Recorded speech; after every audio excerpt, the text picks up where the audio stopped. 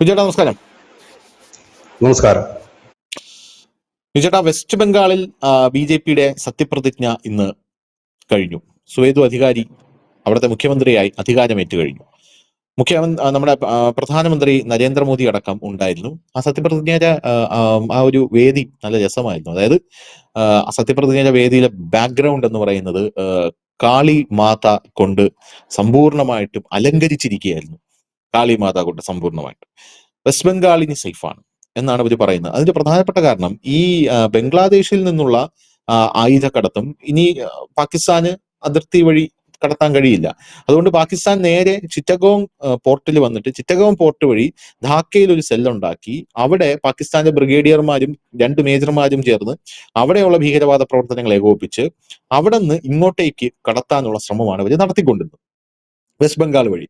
അപ്പം ഇത്തവണത്തെ തെരഞ്ഞെടുപ്പ് നമ്മൾ കുറച്ചുകൂടെ കീനായിട്ട് ഒബ്സർവ് ചെയ്യുമ്പോൾ ഈ വെസ്റ്റ് ബംഗാളിൽ ഇത്തവണ ഇത്രയും ശക്തമായിട്ട് മോദിയും അമിത്ഷായും എല്ലാം ഒന്ന് തമ്പടിച്ച് അവിടെ ഭരണം കിട്ടിയേ പറ്റൂ എന്ന് പറഞ്ഞ് ഭരണം പിടിച്ചതിന്റെ ഒരു പ്രധാനപ്പെട്ട കാരണം ഇതാണ്. കാരണം ബംഗ്ലാദേശ് അസ്ഥിരപ്പെട്ട് ഇരിക്കുകയാണ്. അതൊന്ന്. അപ്പോൾ ഇനി അസ്ഥിരപ്പെട്ടിരിക്കുന്നത് മണിപ്പൂരാണ്. ഈ മണിപ്പൂരിൽ ഇപ്പോ വലിയൊരു നീക്കം നമ്മുടെ കേന്ദ്ര സർക്കാർ നടത്തിയിട്ടുണ്ടെന്ന് മനസ്സിലാകുന്നു. ഈ മണിപ്പൂരിൽ സൈന്യത്തിന്റെ മഹർ റെജിമെന്റിനെ ഇറക്കിയിരിക്കുകയാണ്.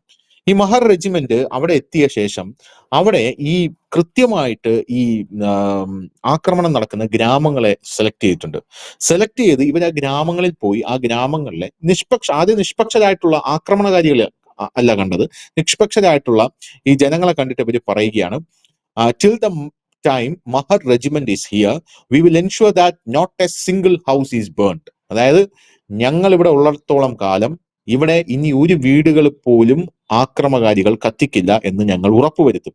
V will ensure peace and tranquility, please have faith in us. അതായത് ഞങ്ങളിൽ നിങ്ങൾ വിശ്വാസം അർപ്പിക്കുക മാത്രമാണ് ചെയ്യേണ്ടത്. A Mahar regiment officer of the Indian army assured villagers of Sinakeithei in Manipur's Ukhrul district. Ukhrul ഡിസ്ട്രിക്റ്റിലാണ് ഏറ്റവും കൂടുതൽ ആക്രമണം ഇപ്പോൾ പൊട്ടിപ്പുറപ്പെട്ടിരിക്കുന്ന റിപ്പോർട്ട് വരുന്നത്. അപ്പൊ ഈ ഉക്രുൾ ഡിസ്ട്രിക്റ്റിലാണ് ഇവർ ആദ്യം ഇറങ്ങിയിരിക്കുന്നത്. The village has reportedly been facing repeated attacks by armed militants for over 2 months. The army's assurance has brought a sense of hope and security among locals എന്നുള്ള വാർത്തകളാണ് വരുന്നത്. ഇവിടെ 2 മാസമായിട്ട് ഈ ഉക്രുൾ ഡിസ്ട്രിക്റ്റില് ഭയങ്കരമായിട്ടുള്ള ആക്രമണങ്ങൾ ഇവിടെ ഈ അക്രമകാരികൾ അഴിച്ചുവിടുകയാണ്. അപ്പോൾ ഇവിടെ ക്ലീൻ ആക്കും എന്നാണ് പറഞ്ഞിരിക്കുന്നത്. ഇത് കഴിഞ്ഞ ദിവസം അമിത്ഷായുടെ ഒരു നിർദ്ദേശം കൂടെ ഉണ്ടായിരുന്നു എന്നാണ് ഞാൻ മനസ്സിലാക്കുന്നത്. ഈ മഹർ റെജിമെന്റ് നമ്മൾ നേരത്തെ മണിപ്പൂര് ക്ലീൻ ആക്കി എന്ന് പറഞ്ഞതാണ്. കാരണം മണിപ്പൂരിൽ വലിയ രീതിയിലുള്ള ഒരു ശുദ്ധീകരണം നടന്നതാണ്. പക്ഷെ ഇപ്പൊ മഹർ റെജിമെന്റ് വരുമ്പോൾ മണിപ്പൂര് വീണ്ടും സമാധാനം കൈവരിക്കാനുള്ള സാധ്യതയുണ്ടോ? എന്താണ് ഈ നീക്കത്തിന് പിന്നിൽ നമ്മുടെ കേന്ദ്ര ആഭ്യന്തര മന്ത്രാലയം ലക്ഷ്യമിടുന്നത്?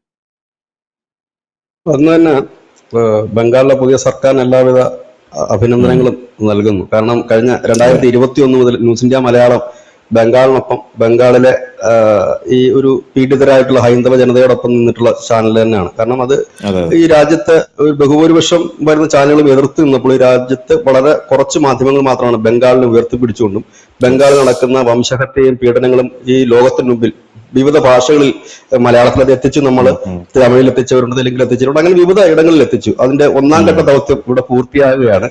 അവിടെ അധികാരത്തിലേറി. പക്ഷെ അവിടെ കൊണ്ട് നമ്മുടെ ദൗത്യം പൂർത്തിയായിട്ടില്ല. 1ാം ഘട്ടം മാത്രമേ പൂർത്തിയായിട്ടുള്ളൂ. നമ്മൾ അടുത്ത ഘട്ടം നമ്മൾ വീണ്ടും സ്റ്റാർട്ട് ചെയ്യുകയാണ്. കാരണം ഇനി ഉള്ള കാര്യങ്ങളുമുണ്ടല്ലോ. കാരണം ഒരാളെ കൊണ്ട് ഇരുത്തി എന്ന് കരുതി അവിടുത്തെ ഒരു ജനങ്ങളുടെ ആയാലും ഈ രാജ്യത്തിന്റെ ആയാലും ഒക്കെ ബാധ്യതകൾ തീരുന്നില്ല, അല്ലെങ്കിൽ അവരുടെ ജോലി അവസാനിക്കുന്നില്ല. അടുത്ത ജോലി അവർ തുടങ്ങുകയാണ്. എന്തായാലും അതിന് നമ്മളൊരു ഇത് പറയുന്നു. ഒപ്പം തന്നെ നമ്മളോടൊപ്പം ആ ബംഗാളിന്റെ എല്ലാ വാർത്തകൾക്കും പിന്തുണ തന്ന പ്രേക്ഷകരോടും നന്ദി പറയുന്നുണ്ട്. കാരണം അത് അത്ര ഉറപ്പുണ്ടായിട്ട് തന്നെയാണ് നമ്മൾ ഈ 17/4/2026 നമ്മളത് ബംഗാൾ BJP പിടിക്കുമെന്ന് പറയുകയും ചെയ്തു. അത് നമ്മുടെ 2021 മുതൽ നമ്മൾ നടത്തിക്കൊണ്ടുവന്ന ഒരു വലിയ ഒരു വർക്കിന്റെ ഭാഗമായിട്ട്, അല്ലെങ്കിൽ നമ്മൾ ഏറ്റെടുത്തൊരു ദൗത്യത്തിന്റെ ഭാഗമായിട്ടാണ്. ഇത് പറയുമ്പോൾ പ്രിയപ്പെട്ട പ്രേക്ഷകർ PR ആണ്, PR അല്ല. ഒരു പണവും വാങ്ങാതാണ് ഞങ്ങളെ കണക്കുള്ള മാധ്യമങ്ങൾ ഇന്നും ഈ രാഷ്ട്രത്തിന് വേണ്ടി നിലകൊള്ളുന്നു, രാഷ്ട്രീയ വാർത്തകൾ ചെയ്യുന്നത്. PR വർക്ക് ഞങ്ങൾ എടുക്കാറുമില്ല, ഞങ്ങൾ അതിന്റെ പിന്നാലെ പോകാറുമില്ല. ഈ രണ്ടാമത്തെ ഒരു കാര്യം കൂടി പറയാൻ ആഗ്രഹിച്ചത്, ഇപ്പൊ ഈ ധനുഷ് പറഞ്ഞ പോയിന്റിലേക്ക് തന്നെ വരാം. കഴിഞ്ഞ ദിവസം അമിത്ഷാ പറഞ്ഞത് ഈ രാജ്യത്തിനുള്ളിൽ തന്നെ, ഈ രാജ്യത്ത് ജീവിച്ചുകൊണ്ട് ഈ രാജ്യത്തിനെതിരെ യുദ്ധം ചെയ്യുന്നവരുണ്ട്, അവരെ ഒതുക്കുക എന്നുള്ളതാണ് ഇനി അടുത്ത ലക്ഷ്യം. അതിന്റെ തുടക്കം കുറിച്ചു കഴിഞ്ഞു എന്നാണ് പറയുന്നത്. അത് അദ്ദേഹം തുടക്കം കുറിച്ചത് മാർച്ച് 31-നായിരുന്നു. മാർച്ച് 31, 2026 മാർച്ച് 31 നമ്മുടെ ഇന്ത്യയിലെ നക്സൽ എന്ന് പറയുന്ന ഒരു വലിയ മഹാവിപത്ത്, ക്യാൻസർ, അതിനെ ഏകദേശം നമ്മൾ തുടച്ചു നീക്കി എന്ന് പറയുമ്പോൾ പൂർണ്ണമാകില്ല, ഏതും പൂർണ്ണമാകില്ലല്ലോ. ഇനി അവശേഷിക്കുന്ന അസ്ഥികൂടങ്ങൾ കൂടി പെറുക്കിയെടുത്ത് നശിപ്പിക്കേണ്ടതായിട്ടുണ്ട്. അതിനിടയിലാണ് ഒരു വലിയ മൂവ്മെന്റ്. കാരണം നമ്മുടെ അതിർത്തി സംസ്ഥാനങ്ങൾ പിടിമുറുക്കുന്നവരെ ഇല്ലാതാക്കുക. കാരണം ബംഗാൾ പിടിക്കുക എന്നുള്ളത് BJP സംബന്ധിച്ച് ഒരു രാഷ്ട്രീയ വിജയമേ അല്ല. കാരണം ഒരു സ്റ്റേറ്റ് പിടിച്ചത് കൊണ്ട് BJPക്ക് കുറെ MLA-മാരെ കിട്ടും, ഒരു ഭരണം കിട്ടും എന്നുള്ളതല്ല. അതിനേക്കാൾ അപ്പുറത്ത് വലിയ ഒരു ഒരു ഒരു കാര്യം കൂടി ഉണ്ടായിരുന്നു. രാജ്യത്തിന്റെ സുരക്ഷയായിരുന്നു നമ്മളെ സംബന്ധിച്ച് ഏറ്റവും പ്രധാനപ്പെട്ടത്. അല്ലാതെ ഇപ്പം ബംഗാളിൽ ഇപ്പൊ ഭരണം കയറി സുഗന്ധാധികാരി മുഖ്യമന്ത്രി ആകുന്നുണ്ടോ ഒന്നുമല്ല അവിടുത്തെ പ്രധാന പ്രശ്നം.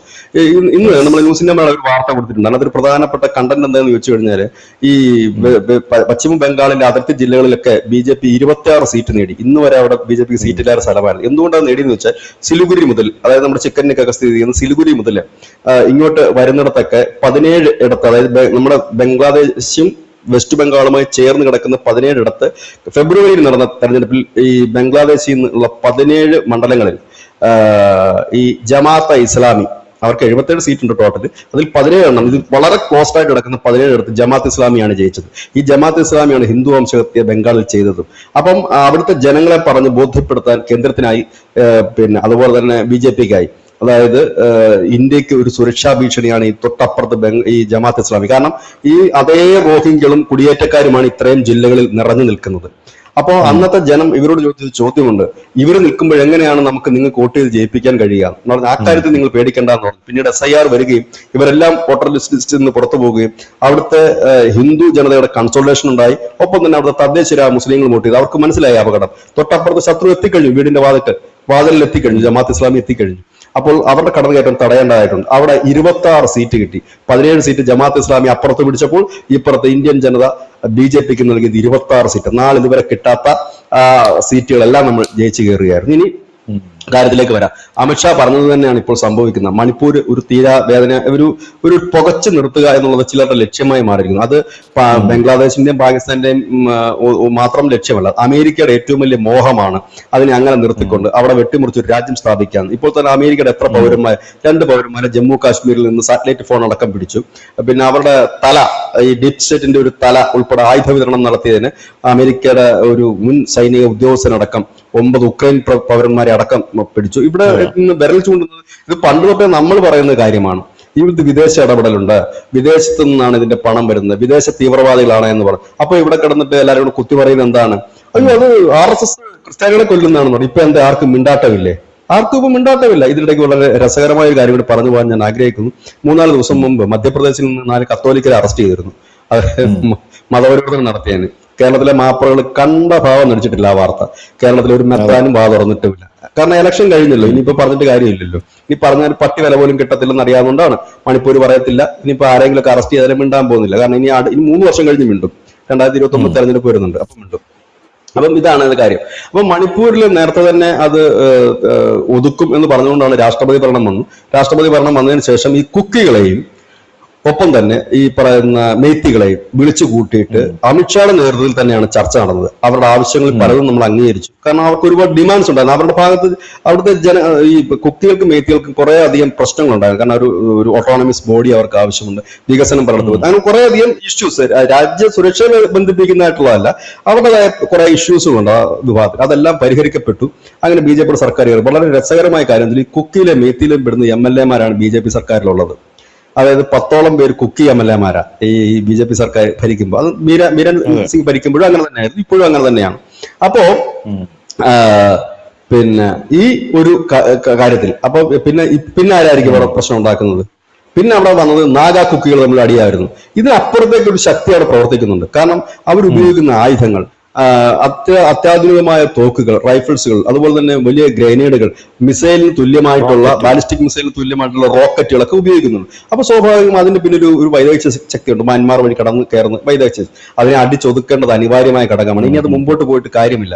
അതിനൊരു കൺസിഡറേഷൻ നമ്മൾ കൊടുത്തിരുന്നത്, ഇവർ ഗോത്രവർഗ വിഭാഗമായത് ഈ രാജ്യം അവർക്ക് കൊടുക്കുന്ന ഒരു പ്രിവിലേജ് ഉണ്ട്. ആ പ്രിവിലേജിന്റെ പുറത്തായിരുന്നു ഇവര് ഈ കാണിച്ച തെമ്മാടിത്തരങ്ങൾ മുഴുവൻ. ഇനി അത് അനുവദിക്കാൻ കഴിയില്ല എന്ന് പറഞ്ഞുകൊണ്ടാണ് ഇപ്പോൾ അവിടെ ഈ റെജിമെന്റിനെ അവിടെ വിന്യസിക്കുകയും ആ റെജിമെന്റ് ചെയ്ത പണിയെന്ന് വെച്ച് കഴിഞ്ഞാൽ ബംഗാളിലൊക്കെ നമ്മൾ കണ്ടതുപോലെ തന്നെ ബംഗാളിൽ എന്തായാലും സൈന്യം ചെയ്ത് എല്ലാ വീടാന്തരം ചെല്ലുന്നു. അവിടെ ഉള്ളവരോട് പറയുന്നു, ധൈര്യപൂർവ്വം നിങ്ങൾ വോട്ട് ചെയ്യണം, നിങ്ങൾ ആരെയും പേടിക്കണ്ട, നിങ്ങൾ ആരുടെയും പ്രലോഭനത്തിന് വീഴണ്ട.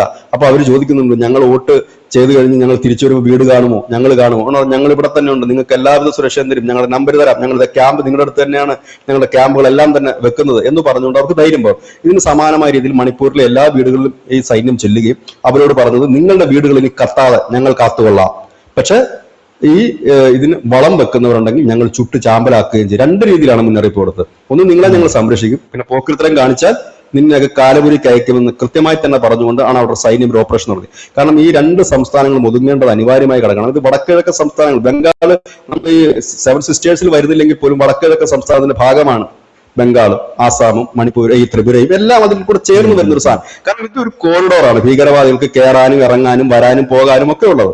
ഇപ്പോൾ വെസ്റ്റ് ബംഗാളിൽ നമ്മൾ പിടിമുറുക്കിയതുകൊണ്ട് അവിടെ ഒന്നും വരുന്നില്ലെങ്കിൽ പോലും മ്യാൻമാർ വഴി ഉള്ള ഒരു നീക്കമുണ്ട്. അതിന് വേലി കെട്ടാനുള്ള തീരുമാനങ്ങൾ നടന്നുകൊണ്ടിരിക്കുന്നു. കുറെ അധികം സ്ഥലങ്ങളിൽ വേലി കെട്ടി കഴിഞ്ഞിരിക്കുന്നു. അങ്ങനെ നിൽക്കുന്ന ഒരു കാര്യമുണ്ട്. അപ്പൊ ഇനി ഇതും കൂടെ നമുക്ക് അടിച്ചു, കാരണം അതുകൊണ്ടാണ് അമിത്ഷാ എടുത്തു പറഞ്ഞത്, നമ്മുടെ രാജ്യത്തിനകത്ത് ജീവിച്ചുകൊണ്ട് നമ്മുടെ രാജ്യത്തിനെതിരെ യുദ്ധം ചെയ്യുന്നവരെ തീർക്കുക തന്നെ വേണം, ഇനി അവരെ വെച്ചുകൊണ്ടിരിക്കാൻ പാടില്ല എന്നുള്ളത്. അതിപ്പോ ഈ മണിപ്പൂരും ബംഗാളും മാത്രമല്ല, നമ്മുടെ സംസ്ഥാനത്തും ഉണ്ട് അങ്ങനെയുള്ളവര്. അതായത് രാജ്യവിരുദ്ധ പ്രവർത്തനം ചെയ്യുക, രാജ്യത്തെ തകർക്കാൻ വേണ്ടി വെമ്പൽ കൊണ്ട് നിൽക്കുന്നവരുണ്ട്. അവരെ തീർക്കുക എന്നുള്ളതാണ് നെക്സ്റ്റ് ഓപ്പറേഷൻ. ഇത് ഞാൻ ഇപ്പൊ പറഞ്ഞതല്ല, മുൻപ് എത്രയോ കാലം മുമ്പ് തന്നെ ഞാൻ പറഞ്ഞിരുന്നു. അത് ഓരോ വർഷം ഞാൻ പറഞ്ഞു 2024 ലക്ഷ്യം എന്താണ്, 2024 ഈ എന്താ തീവ്ര ഇസ്ലാമിസ്റ്റ് ഗ്രൂപ്പുകളെ ഇല്ലാതാക്കുക എന്നുള്ളതായിരുന്നു. അതിൽ നമ്മൾ വിജയിച്ചു. 2026 നമ്മൾ പറഞ്ഞു ഇനി നക്സലാണ് എന്ന് പറഞ്ഞു. ഈ അടുത്തത് നമ്മൾ പോകുന്നത് ഈ പാൽപ്പൊടിക്കാരുടെ ഉൾപ്പെടെയുള്ള ഡീപ് സ്റ്റേറ്റിനെ ലക്ഷ്യമിട്ടായിരിക്കും എന്ന് ഞാൻ പറയുകയുണ്ടായി.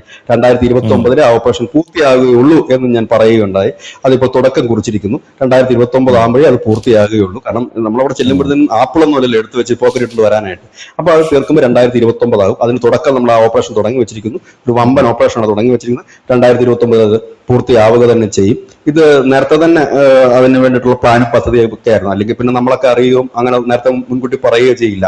2024 ഈ ജിഹാദീസിന്റെ ഒരു അബൂരുക എന്നുള്ളതായിരുന്നു. അതിനുശേഷം 2026 ആയപ്പോഴേക്കും നക്സൽ ഇത് ചെയ്തു. ഇനി നമുക്ക് തീർക്കാനുള്ളത് ഈ പറയുന്ന ക്രിപ്റ്റോ ടീമുകളുടെ ഒരു ഇതാണ് തീർക്കാനുള്ളത്. അതാണ് ഇപ്പോൾ നടന്നുകൊണ്ടിരിക്കുന്നത്. അത് ഇതെല്ലാം ലിങ്ക്ഡ് ആണ് ധനുഷേ. ഈ നക്സൽ ജിഹാദി ഈ ടീമുകളെല്ലാം ഈ മിഷണറീസ്, ജിഹാദീസ്, നക്സൽസ്, ഇതൊരു ആക്സസ് ആണ്. അതൊരു ഒരു മുന്നണി പോലെയാണ് ഇതെല്ലാം വർക്ക് ചെയ്യുന്നത്. അപ്പൊ ഒന്നിനെ തീർത്ത് വരിക എന്നുള്ളതാണ്. അതിന്റെ ഭാഗമായിട്ടാണ് FCR നിയമ ഭേദഗതി നമ്മൾ കൊണ്ടുവന്നിരിക്കുന്നത്. ഒക്കെ ആ FCR കൊണ്ടുവന്നപ്പോൾ തന്നെ പലർക്കും പുള്ളി തുടങ്ങിയല്ലോ. അപ്പം അതെന്താണെന്ന് വെച്ചാൽ അവിടെ വന്നു കഴിഞ്ഞാൽ ഒരു നിരപ്പ് നിർത്താനായിട്ട് പോവുകയാണത്. തുടങ്ങുന്നേ ഉള്ളൂ. 2029 പൂർത്തിയാകും. ടെൻഷൻ അടിക്കണ്ട, തുടങ്ങിയിട്ടേ ഉള്ളൂ. നമ്മുടെ സോഷ്യൽ മീഡിയ ആൾക്കാർ പറയത്തില്ല, വടികെട്ട് പോയിട്ടേ ഉള്ളൂ, പേടിക്കണ്ട, വടി വിട്ടിട്ടൊക്കെ വരട്ടെ, എന്നിട്ട് നമുക്ക് പതുക്കെ ടെൻഷൻ അടിച്ചാൽ മതി. അതാണ് അതിന്റെ ഒരു റിയാലിറ്റി കാര്യം.